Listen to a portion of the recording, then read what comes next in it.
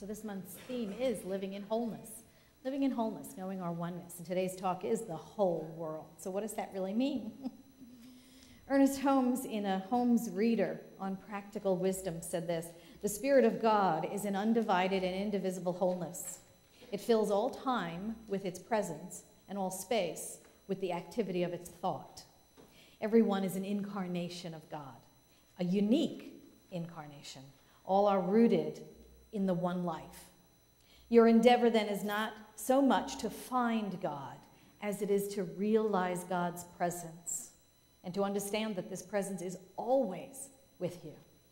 Nothing can be nearer to you than that which is the very essence of our being. Your outward search culminates in the greatest of all possible discoveries, finding God at the center of your own being. Life flows up from within you." So there's no place to go, nothing to do, just to realize the truth, that we are one with this source of all life everywhere. Knowing this, sensing this truth, we must find some way then to pray the whole world, to get our circle of inclusion big enough to circle the whole world. We cannot pray something for ourselves that we would not then pray for others.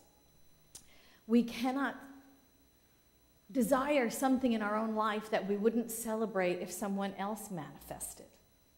This is why they say in Mark 3:25, "A house divided against itself cannot stand." We cannot bless our life and curse someone else's good and expect there to be demonstrations in our lives. We cannot hold others outside of our circle of good, outside of our sphere of influence, and expect to demonstrate good. A blessing is a blessing without strings, and it has to be extended to all.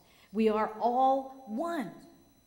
If we go back to core concept one, God is all there is, then everyone is an outpicturing of that same source, that same energy. So how can we bless and curse? Because really, when we're blessing ourselves, we're blessing all of life. And when we're cursing someone else, we're cursing all of life, including ourselves. We might look different. We might act different. We may believe different things.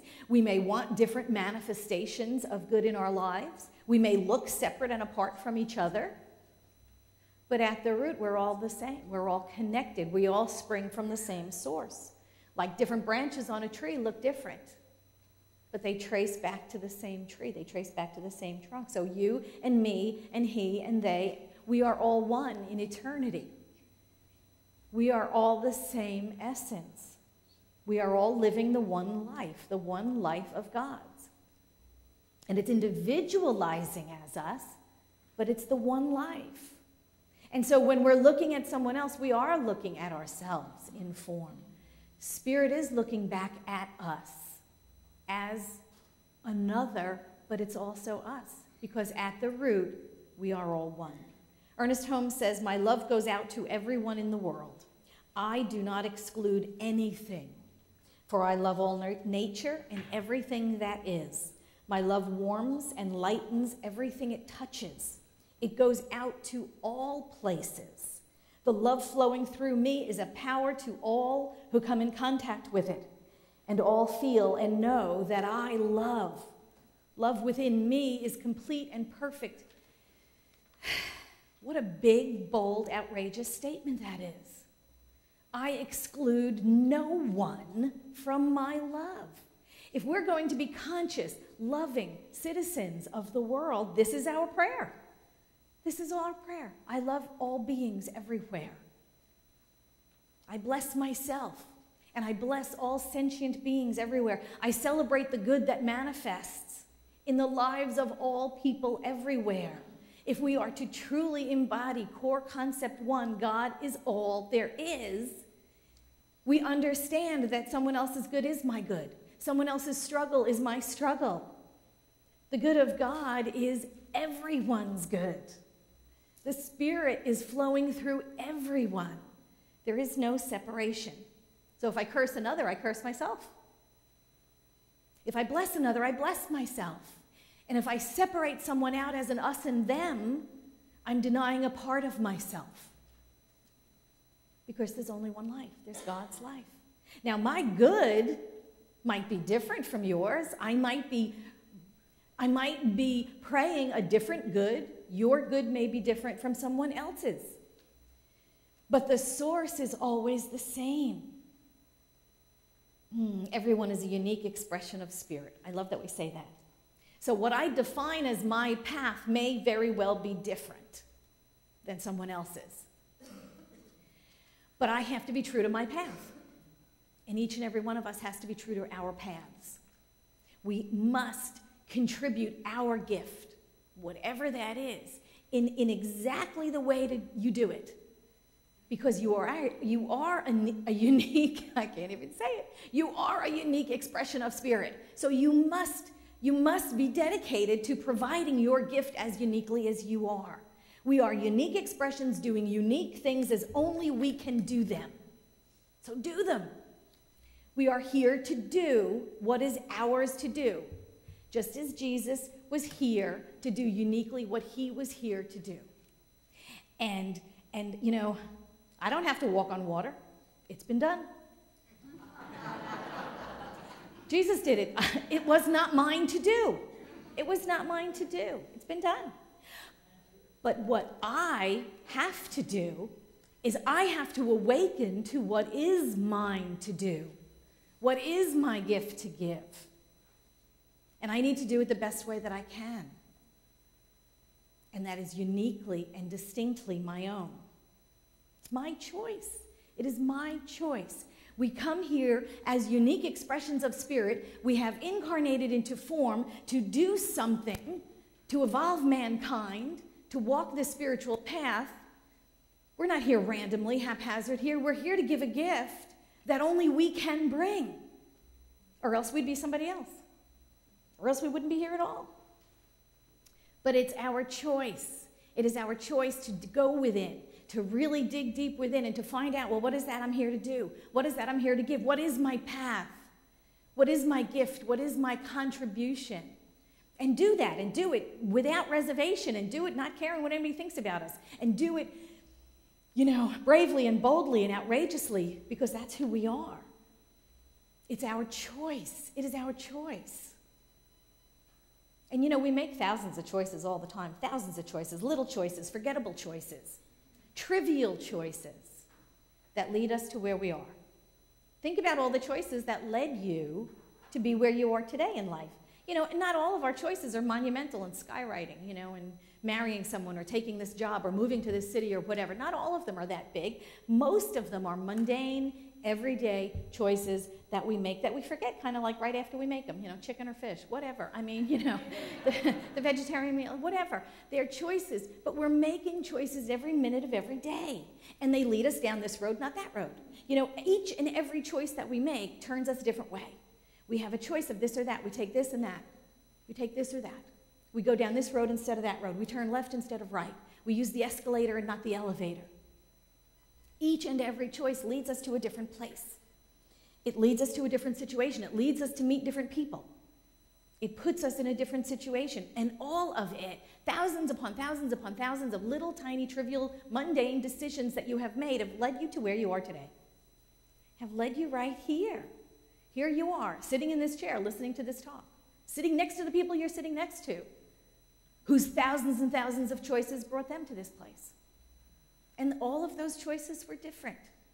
And sometimes we get here by not making choices. Sometimes we get here by letting someone else make the choices for us. But remember, relinquishing making your own choice is a choice. Okay? Not making the choice or not choosing is also a choice we're making. Letting someone else run our lives, making the decisions for us, that's a choice also. So we're here at choice, which I believe is kind of the underlying story of Palm Sunday. Jesus speaks to us from across the ages and tells the eternal story about himself and about all of humanity, which is why the story is always so compelling, which is why the story is so enduring. Because it is the story of humanity. On the metaphysical level, it is our story. Jesus stood at the gates of Jerusalem and wept. He looked at the city, and he heaved a sigh, and he said, if, Luke 19:41, if you want to look it up, if you, even you, had only recognized on this day the things that make for peace, but now they are hidden from your eyes. He knew where the story was going, and he walked into the city. He made that choice. He did it consciously. And we stand at the very same gates every day. Every day we're making a choice. We're standing at the very same gates. We're making decisions all the time that are affecting our lives. Do we stay or do we walk in? Do we run away or do we boldly walk in the direction of our dreams? Come what may. Come what may. If we are going to be citizens of the whole world, we're going to have to include the whole world in our prayers, in our demonstrations, in our manifestations, in our affirmations. If we are going to include the whole world, we have to mean it and not just give it lip service. I don't know about you, but I think we have learned all we can learn from war and from death and from separation. I'm really, really tired of conflict. You know, there was a Pew poll the other day, not the other day, a couple of months back anyway. It was a poll that was published by the Pew Forum on Religion in the Public Life. And it revealed something that we kind of knew all along, that evangelical Christians are the group least likely to support policies that reflect the teachings of Jesus. See, they love the religion, they just don't like the teaching. Evangelical Christians who fiercely proclaim a very personal relationship with Christ, who most confidently declare their belief that the Bible is the inerrant word of God, and who go to church on a regular basis, pray daily, listen to Christian music, place God and his only begotten Son at the center of their lives, are simultaneously the same people most likely to reject his teachings. Jesus spoke of love, peace, forgiveness, mercy, kindness, service, and most evangelicals support the death penalty. Punishment over rehabilitation, and state-sanctioned torture. Jesus declared we spread the wealth, give to the poor, serve those in need. That is a social gospel that has been rejected by evangelicals years and years and years ago. They consistently vote against institutionalized assistance programs like Head Start, food stamps, welfare, school lunch programs, job training. In short, they oppose Jesus' teachings regarding how we should be with each other. Jesus sat with the disenfranchised, the tax collectors, the prostitutes. Let's face it, if Jesus were here today, he'd be marching in pride parades and he'd be with Occupy Wall Street. That's who he was.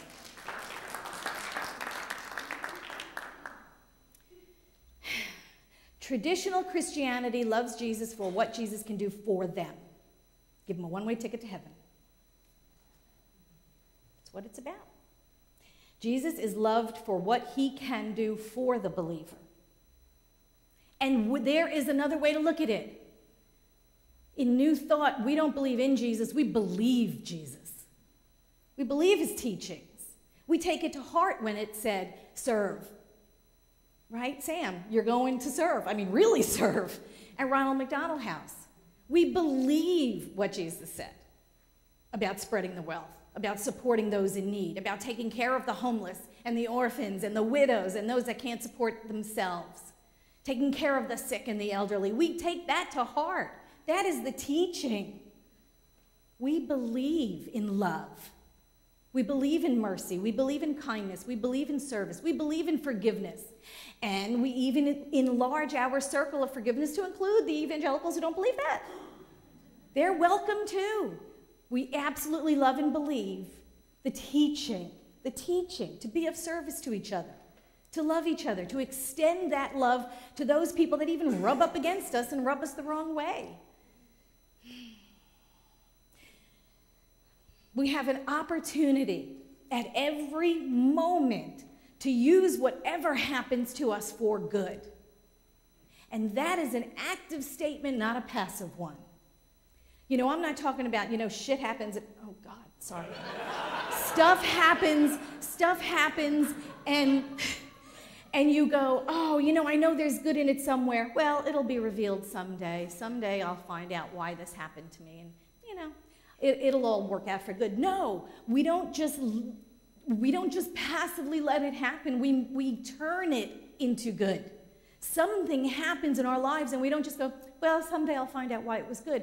We transform it into good. It's an active thing. We transform it first in our minds and say, there is good here, and I am going to find it. There is good here regardless of what happens. It's not a platitude. It's not just a cliched saying that we say to make ourselves feel better. I take what happens to me and I make good from it. I make good come from it. And I use whatever happens as a stepping stone to my greater good, to my greater unfoldment as a spiritual being in form. We remember going back to core concept 1, that God is all there is. God is all there is. So it is all good regardless of the condition, regardless of the way it shows up. We can use all of it as a stepping stone to a greater demonstration of who we are in spirit. Because we're not bound by the condition. We're not bound by the condition. We are not defined by what happens to us at the physical level. I'm divorced, I'm fat, I'm old, I'm sick, whatever. All of those things, they're all things at the level of the physical. They're not the truth about us. They're experiences our bodies are having. They're experiences that our bodies are having. It's not who we are. None of the things of the world define us. That was the message that Jesus was saying in John when it said, destroy this temple and in 3 days I will raise it up. Destroy this temple and in 3 days I will raise it up. We're not our bodies. We're kind of trick ourselves into thinking we are. We're not our bodies. We have bodies. We are souls. We are souls. And we're eternal. And it will forever rise up. It's never destroyed. Our inheritance is eternity. Nothing in the world is the source of our good. Nothing. God is the source of our good. It's the only source. The only source. But it requires us to choose. It requires us to choose. If we are going to be the gift that we came here to be, we have to choose to be our authentic self. Nobody wants you to be an imitation of somebody else. That's been done. You know? I know we look up to people, we admire this person or that person, but nobody wants you to be like that person or this person. You must be authentically yourself. You're here to give the gifts you are here to give. And that means not imitating someone else, but being authentically true to your own path. And you know, that's the Palm Sunday story. Jesus stayed true to his own path, come what may. He saw the life he was living. He saw the road he was traveling. He chose to go down that road. He chose it. He was living that authentic life. He wasn't trying to be like somebody else. He was like, oh, you know, I really admire Moses. I want to be more Moses than me. You know, no. I mean, he was being authentically Jesus. He wasn't trying to fit in. He wasn't trying to blend in. He wasn't trying to be one of the Pharisees. He was living his unique, authentic life, come what may. He was living the greatest life, the greatest expression that he was capable of living in that time and place. And we look at that story and we see ourselves in it. We see all of humanity in it because it is our story. On a metaphysical level, it is the story of humanity. This is why in John 14:12, he said, the works that I do shall he do also, and greater works than these shall he do. He was talking about all of humanity. Greater works than what he did, we shall do. Jesus was the great example. He was not the great exception. He was the great example. The story has always been a metaphysical story, And it has always spoken to the greater truth of which we are all a part, because we all spring from the same essence. We all spring from the good of God. We all share in the one life, the one energy, which is God. We are told to do greater things. We are told to heal ourselves, heal the world, be peace, serve, practice reconciliation, accept people's differences, even the ones we don't agree with, even the ones that would put us outside of their circle. Guess what? Fake them all out, make a bigger circle and include them in. Honor our spirituality. Bless others, regardless of conditions. Bless the world. Bless the whole world. Bless the whole world. Be a blessing to the world by being your authentic divine self, because nobody else can take your place in it. You're the only one that can be you with 100% accuracy.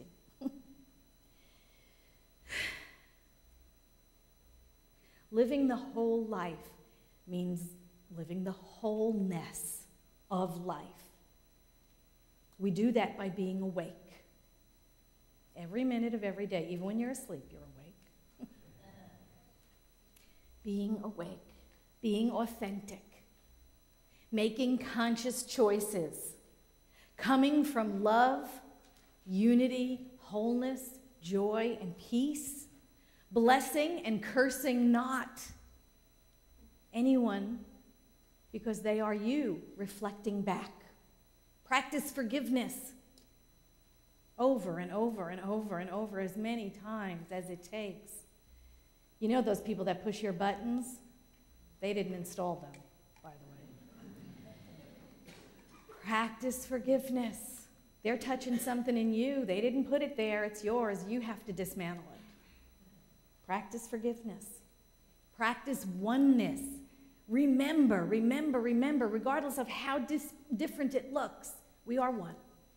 We are one at the source. If we are to transform the whole world,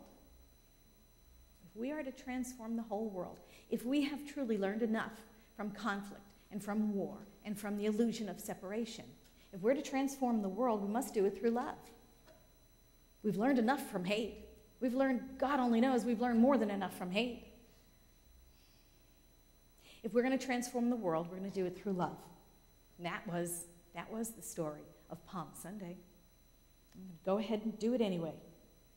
We are going to transform the world through love. Not through control, not through domination over others, but we're going to do it through love.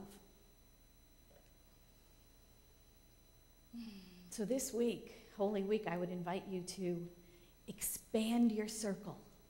Expand your circle. Make it as big as you have ever made it. Include the whole world in your prayers. Include the whole world in your thoughts. Include the whole world in your forgiveness. Include the whole world in your unity. Include the whole world in your peace. This Holy Week, let's transform the world together. Thank you.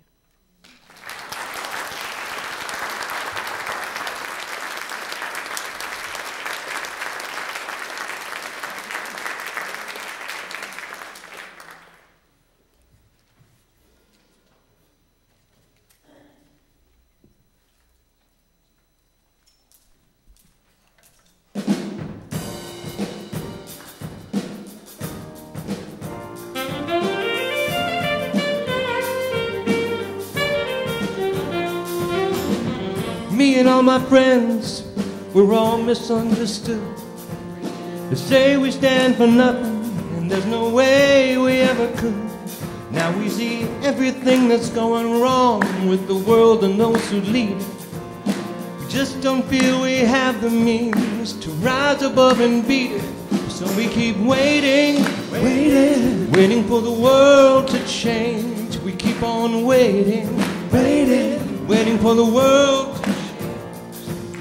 It's hard to beat the system when you're standing at a distance, and so we keep waiting waiting for the world to change. If we had the power to bring our brothers home from war, they would never miss the Christmas, no more ribbons on their door. But when you trust your television, what you get is what you got. But when the only information, oh, they can bend it all they want. And so we're waiting for the world to change. We keep on waiting for the world to change. It's not that we don't care, we just know that there's gotta be fair. And we keep waiting for the world to change.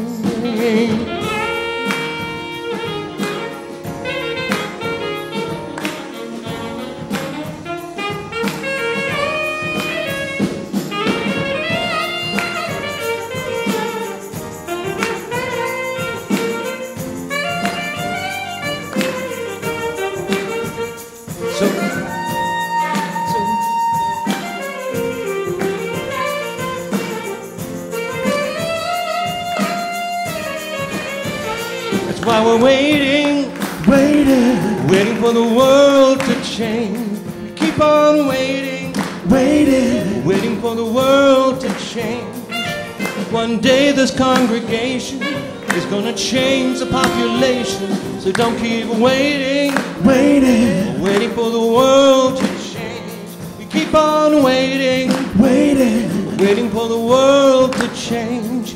Waiting for the world to change. Waiting for the world to change. Waiting for the world to change.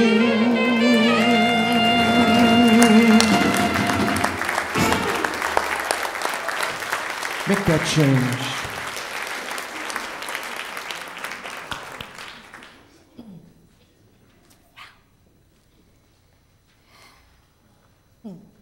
Except we're not waiting anymore. We're going to go out and do it. You like it? Yes. Now is our time for giving and receiving. And this is the invitation to give back to Spirit that which you have already been given. And what we know is true is that Spirit is forever providing, supplying the outpicturing, and that is us. And so what I know is that God is forever giving to its creations, forever supplying, forever flowing into our experience. And we give back as that sense of gratitude and thanksgiving. And so if that is your gift, that is your joy, it comes from that sense of being gifted by Spirit and gifting back to those places where spirituality is being done in a way that, that you want to see it done on earth. So I thank you for your contribution. The Core Council thanks you, and together we're growing this mighty, mighty congregation. I love each and every one of you. I'm so glad that you're a part of it. Thank you.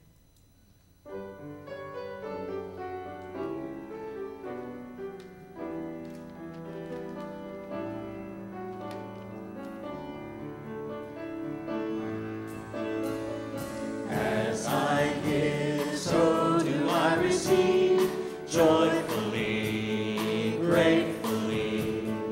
As I give, so do I receive, fully, freely.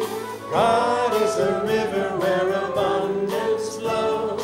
Stepping into it, I accept and know. As I give, so do I receive. As I give, so do I receive, offering my first and best. As I give, so do I receive, knowing how I've been blessed. God is a river where abundance flows. Stepping into it, I accept and know. As I give, so do I.